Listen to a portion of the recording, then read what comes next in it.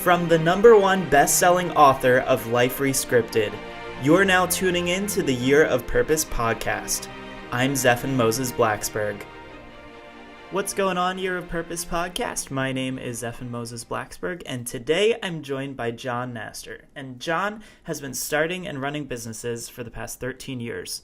In 2011, he discovered the internet as a business, and by 2012, he was running a successful software company from his laptop while traveling the world with his wife and daughter and playing drums in a punk rock band. He is the host of the Hack the Entrepreneur show, where he has done 200 plus interviews, received 1.4 million downloads, and a partnership with Copyblogger Media and Rainmaker FM. He is also the co-host of the Rainmaker.fm podcast, The Showrunner. He just released his first book, Hack the Entrepreneur, How to Stop Procrastinating, Build a Business, and Do Work That Matters. And today he's hanging out with us. What's going on, Jon? Oh, I'm just really excited to be doing this with you. Yeah, thanks for being here today. And, you know, I love that we got to meet a little earlier in the week and talk on your show and hear about your book and what you're doing with entrepreneurs. So it's great to have you here with the YOP crew. Absolutely my pleasure. So I have to ask, how does one go from, you know, just running businesses to discovering the internet and just saying, wow, I can run with this and just be a punk rocker and travel the world? Like, what were you doing before you discovered the internet as a business? And do you remember, like, was there any specific day where, like, did somebody just drop a bomb on you and you're like, oh my God, like, I have to do this? Yeah, so a couple things happened. So I grew up playing in punk rock bands with like people who were older than me. So I was in high school.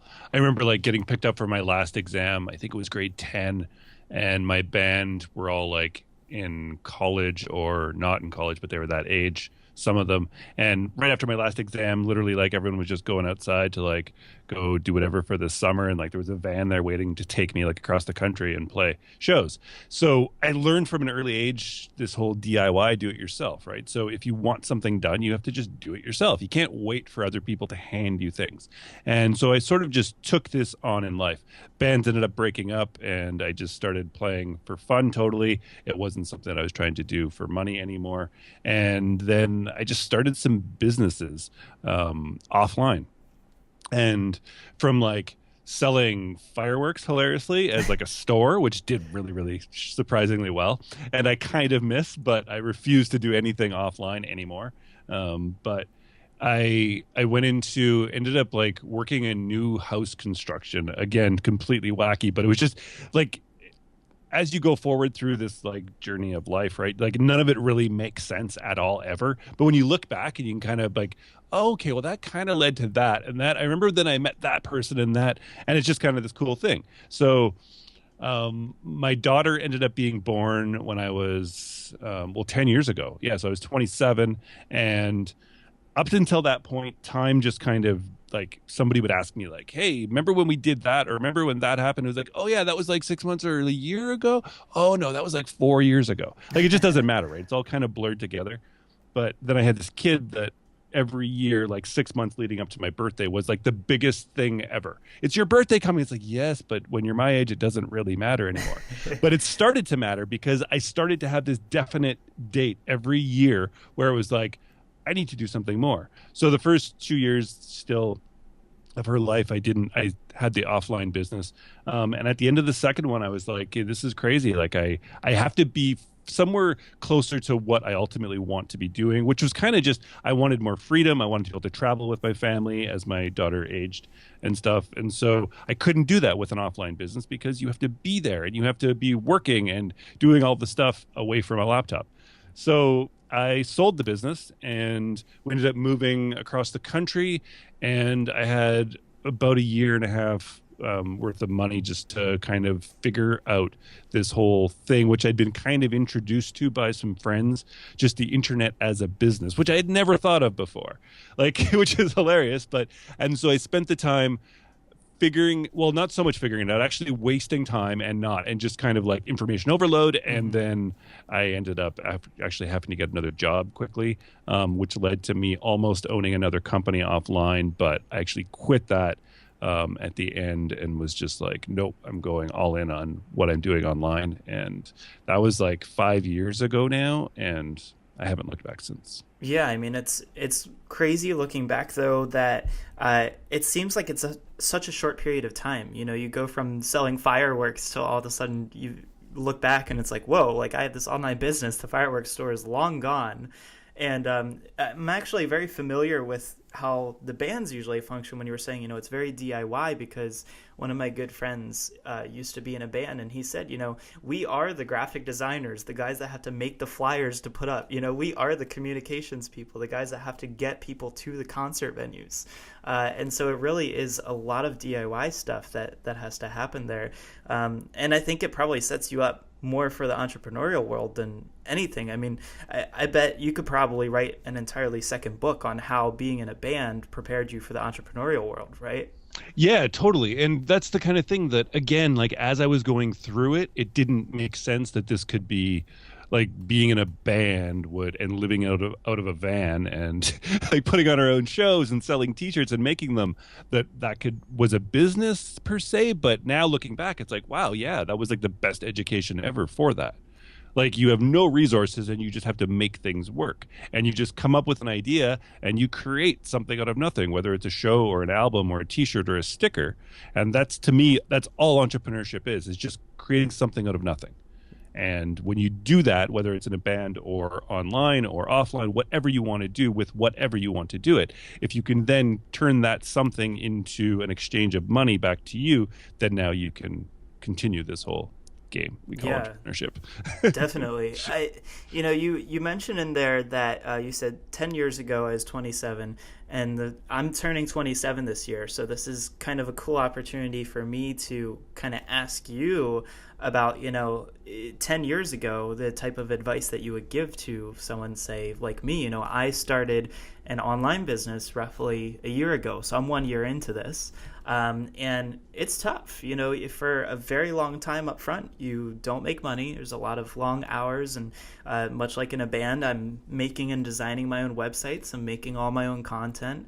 What do you have to say to people as far as, you know, they get to this point and they're right on the cusp of something great. Like they're right on the edge of, you know, this huge explosion in a good way in their life, in every aspect, from business to relationships.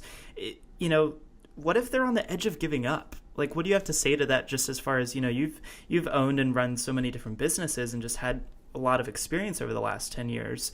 What do you have to say when someone's, you know, could just say, you know what, I could walk out at any minute and just give up? A lot of people quit when they're tired, and you should quit when you're done. And you won't regret it. You won't regret the extra work, the extra hours, the extra sweat, the extra blood, the extra tears that you put into it. But you will regret it in a year, in 5 years, in 10 years, when you look back on that moment, this very moment in time, when when you kind of felt that spark, you were on the cusp of something and you quit. You didn't quit when you were done. You quit when you were tired. You quit when somebody told you that you should quit. You quit when you didn't think that you were quite good enough to do it. That's it. You just don't quit. You just literally just keep going, because you will not regret the extra work, even if it doesn't lead to exactly where you think it's going to lead to, which it never will. You have to just not quit. You have to keep going, because it's so worth it. I refuse to look back at any point in my life anymore after that change happened about 5 or 6 years ago, where I never want to look back and regret not doing something all in and going for it as hard as I can. Because I don't want to know what could have been. I want to know exactly what could have been, because I did it. And I did it to whatever logical conclusion, or else the conclusion of, yeah, okay, now I'm on to something else. And that's totally cool. Not like, I'm not saying you have to follow this thing through for the rest of your life for the next 50 years. That's basically impossible, especially online, the way everything changes. And that's totally cool. That's part of the journey. But you will regret quitting. You will absolutely regret it. There's plain and simple. I've talked to hundreds of people now about this, and you never regret doing the extra work. You just regret quitting. Yeah, I think there's no doubt about it that I think you regret it if you quit in anything. You know, whether it's sports, whether it's you know, certain things in your life or business. But something that you had mentioned just previously was, when you had sold that one business, you had roughly enough money for like a year, year and a half. Money tends to be a big fear for a lot of people, right? I mean, you've invested so much upfront into making something happen. So I guess two-part question here. What's kind of your take on, have you ever gotten to a point where you don't really have the money to do it and it's a scary thing? And at that same time, is there a point where you should say, you know what, it's time to quit? Because I've seen Shark Tank episodes where they always ask, how much money have you invested yourself in this business? And they're like, oh, like $100,000. And all the sharks like freak out and lose it. They're like, are you kidding me? And you're still going? So I wonder, is there a point where you should decide to try something different?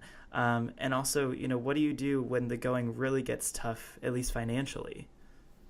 So it's a great question. And so when I had that money, right, I then I had that money in a cushion and my back wasn't against the wall. I hadn't burnt the ships, as they said. I mean, there was a way out for me. And that out ended up being going through all that time, not doing the work I needed to do and then needing to get a job. And as soon as I got that next job, I was like, okay, now my back's up against the wall. This I don't want to continue doing. I need to net. So then I worked all day and then I came home and worked like 4 to 5 to 6 to 7 hours a night for like 8 months.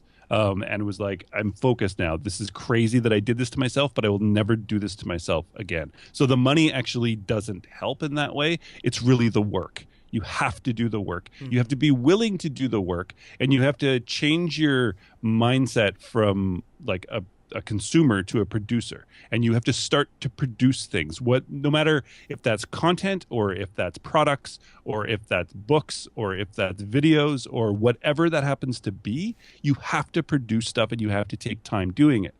You don't spend 3 or 4 hours a night watching Netflix because you are the consumer of the end product, which is the movie or the TV show, which was produced by somebody who's living a really good life, because they get to make a lot of money because they are a producer and you are the consumer, and you have to just go back to work tomorrow because you have to continue to buy and be a consumer. I'm not saying never watch TV. I'm not saying never consume things, but you have to switch your mindset and become a producer of things. Producers also get a lot of money so they can buy stuff and consume if they want. This isn't an anti-consumption sort of rant. It's just you have to change your mindset and start thinking that you aren't good enough to produce things, that you aren't smart enough, that people don't know you, and that you don't have any money. You just have to do it. And it's absolutely essential, I think, to anyone's growth and success in life and in business is to make that switch, because you'll never be able to get out of the rut or having not enough time or money if you don't ever make that switch. Yeah, and I think it's so important just to be able to transition your mindset in general. I mean, look, if you can't turn off the business mind when you're with your family, then what good is it, right? I mean, I'm sure that your personal relationships would suffer if you don't have that ability to kind of switch over and transition out of that mindset. Now, does that mean that we're not thinking about our businesses when we're with our loved ones? Absolutely not. I mean, I think that we should definitely always have our mind on our business and new ideas that could come up. But I think you're totally right that having that ability to shift mindsets is so important. Yeah. And to me personally, I blur business and life. Like, to me, they're kind of interchangeable. They're kind of the same thing. I work from home. My wife has been able to quit her job the last few years. She's at home. Our daughter now stays home to homeschool. We've created a life around this. And that just involves me and a laptop, sometimes working in my office or not, or working in the hotel or on the beach, wherever we happen to be. And it's just kind of part of life. And to me, this is something I'm trying to instill in my daughter, is this is just me. I'm a producer of things now. And this is what allows us to do all of this. It's kind of just part of life. To me, life is creating things. Life is producing cool stuff. I really want to die with a pile of stuff behind me, even though it's all digital for the most part. Right. I just want to keep creating things and putting them out there and doing more and more and more of it. I don't want to be well, it's 5 o'clock on Thursday. Looks like it's time to never think about this project that I'm freaking out and so excited about. It's just not the life I want to live. I want to be excited by things. Some days like today, I want to sleep in till 10 a.m. with my family and just like get up and have like a leisurely breakfast because I don't start till 11. That's awesome. But then I might also work till 1 or 2 tonight after my daughter goes to bed because I'm really into what I'm working on right now. And so there is that blur, and you have to find what you're into, right? When you're really into it, you will go until it's done, and you won't just quit because you're tired. Yeah, and one of the things that you found that you're really into has been, you've got Hack the Entrepreneur going on. You wrote a book, you've got a podcast yourself, and you've got quite a few other projects going on. How did you discover that this would be the right next step for you to take? Like what sort of thought process went into just saying, this is definitely where I should go. This is what lights me up every single day. And this is what I'm going to do.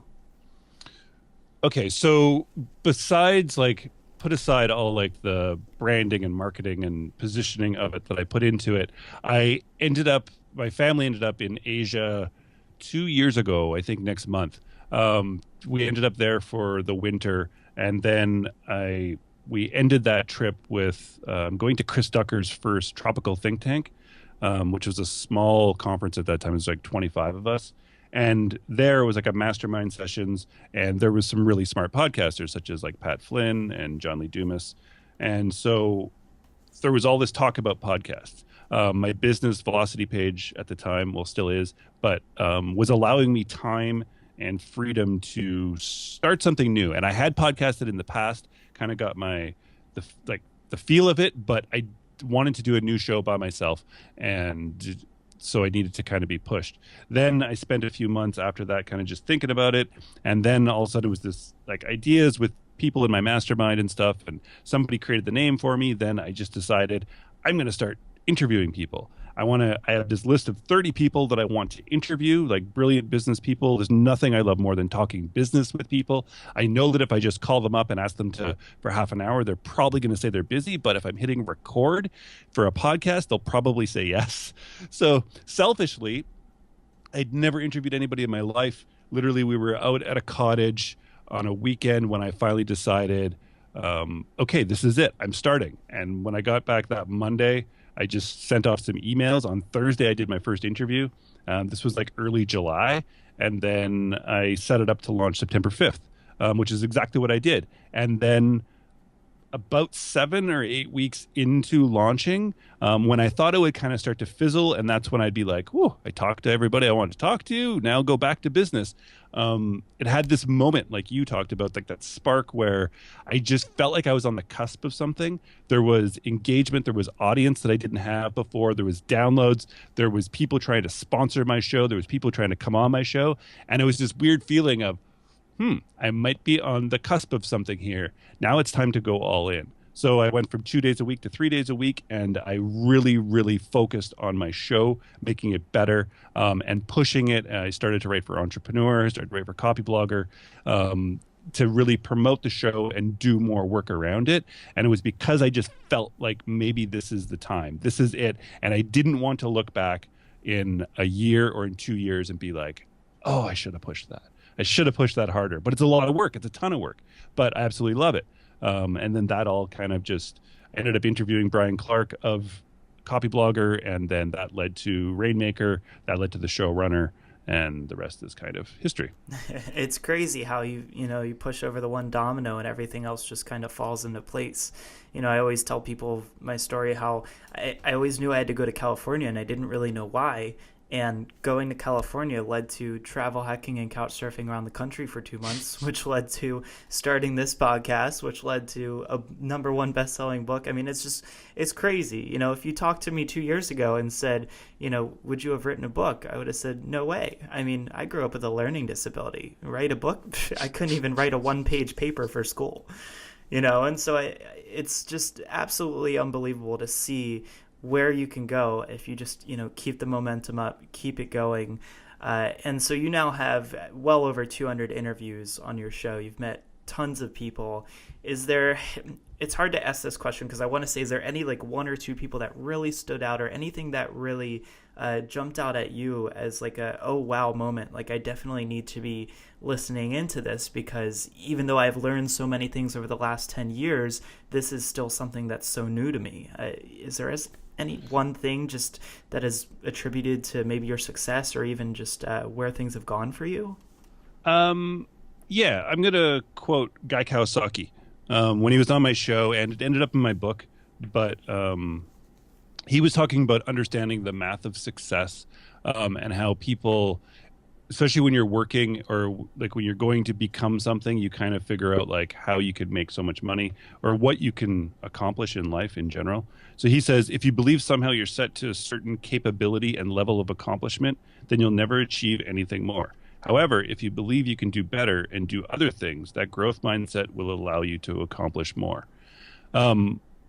Which is super awesome, which is like really just this idea, like you said, how you wouldn't have expected because of a learning disability that you would be a best-selling author, but now you are. I was the kid who I'm the kid now at 37, and I don't even like, I freak out over like seeing a comma. Like, should I put that comma there or shouldn't I put that comma there?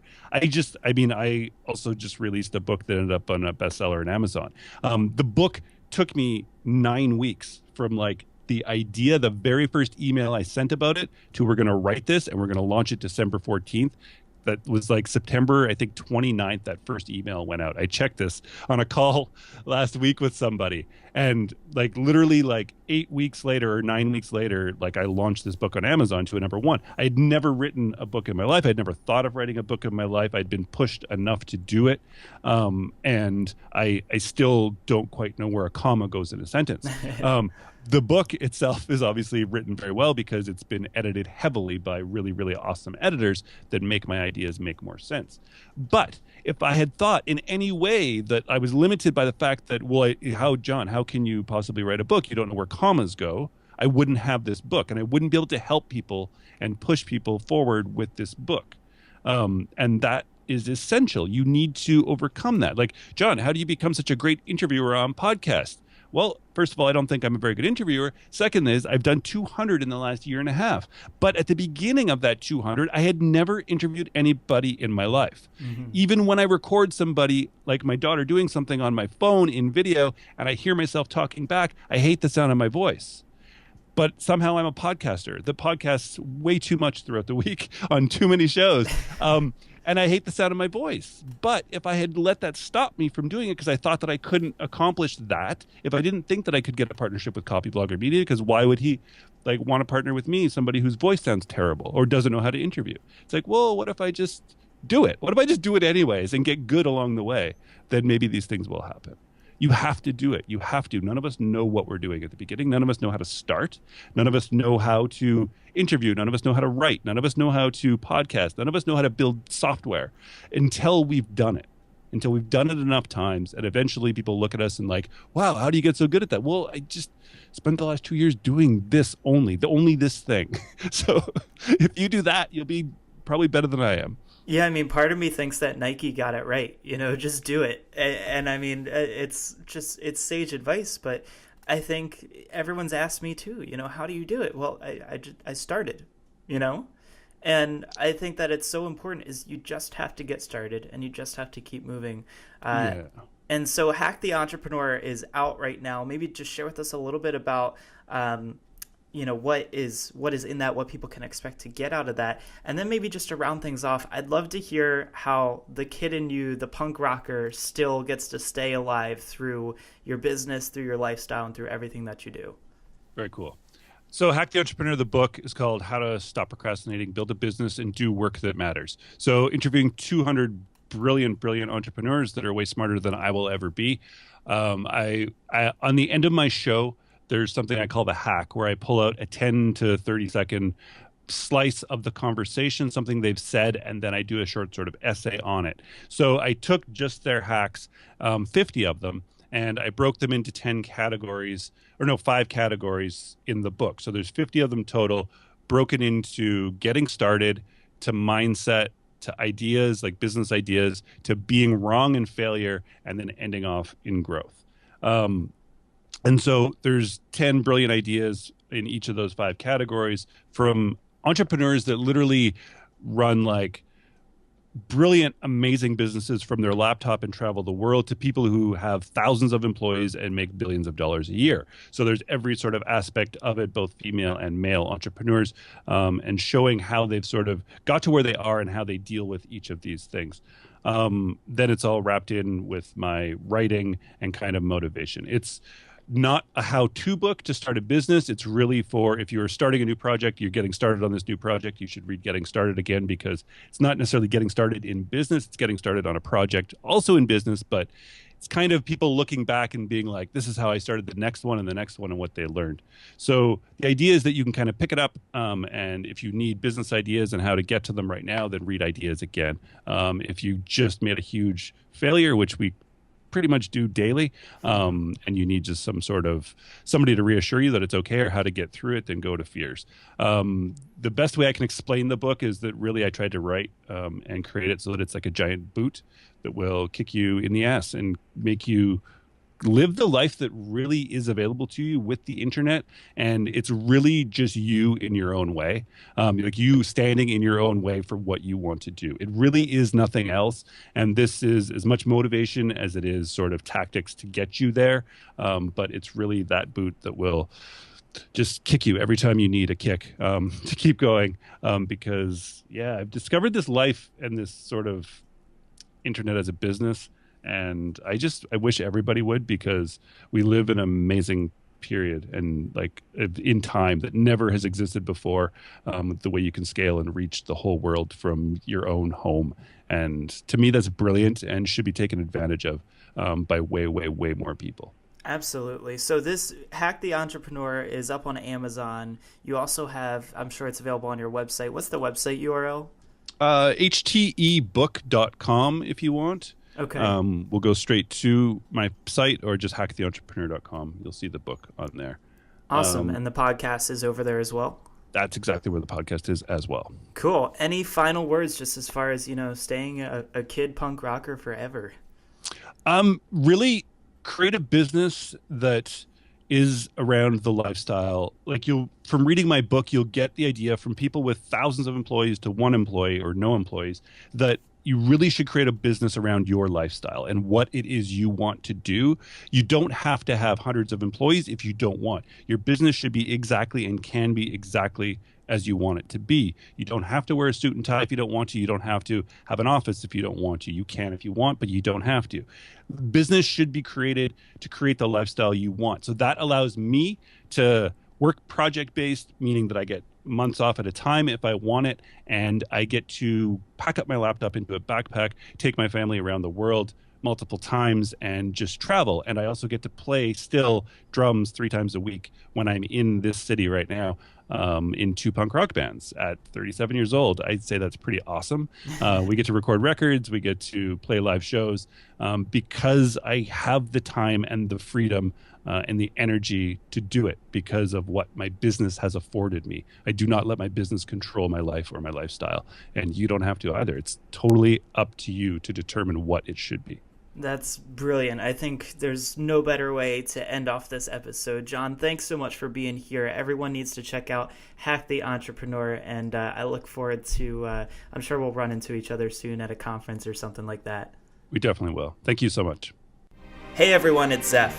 Did you like this episode? Be sure to subscribe so that you can tune in next week and tell a friend about the show. If you want access to free training and exclusive interviews on success, happiness, lifestyle design, and adventure, visit me at yearofpurpose.com. Until next time, go out and let life surprise you so that you can live a life rescripted.